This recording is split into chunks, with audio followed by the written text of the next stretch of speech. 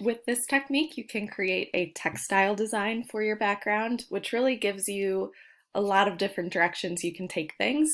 If you just Google search textile design, there's plenty that you can use for inspiration or kind of copy the pattern and use that as well. And then there's also many different materials you could use for this. In the time-lapse example that I'll play, I used construction paper, but you could also use tinfoil. You could just use regular paper and actually draw out the textile design and fill it in with colored pencil or paint. So it's completely up to you how you create it. But the important thing with the textile design is that there's repetition of shape and color. So whatever you do choose to use, you'll be repeating that same pattern over and over again, just thinking about the placement of things. So if I click on some of these, you can see how the design is the same. It's just kind of in different places. So any of these sort of designs would work well. There's some that are more complex than others. The one that I'll show in the time lapse that I did is very simple. But here's another great one where there's just line design added into the different textiles and shapes. So in the example, I just used triangles. You could do circles, flowers. So be creative with whatever design you choose to use, but just remember to repeat it. So here's the time lapse of what I did. And again, it's very simplified, but I started out and I knew I wanted to repeat some different triangle designs.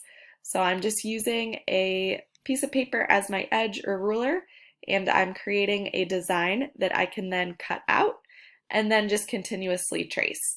So if you wanted to do a flower or a more complex design, I would still draw it out, cut out your shape, and then continuously trace it onto either construction paper or just plain paper that you can cut out and use to repeat.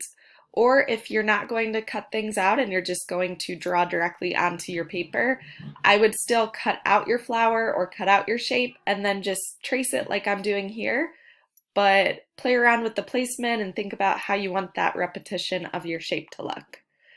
And then I'm also going in with a larger triangle here for another design just to change things up. So I would recommend repeating shapes, but change up the size.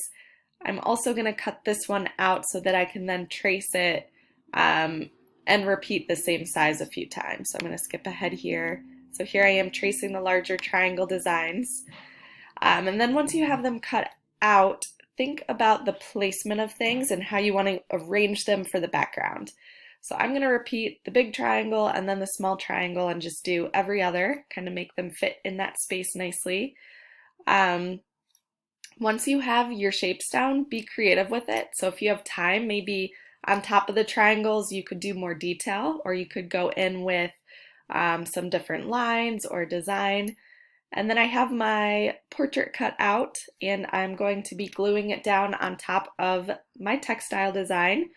But before you actually glue down your textile design, think about if any shapes could maybe overlap or come in front of the portrait, like I have this little triangle here overlapping a bit.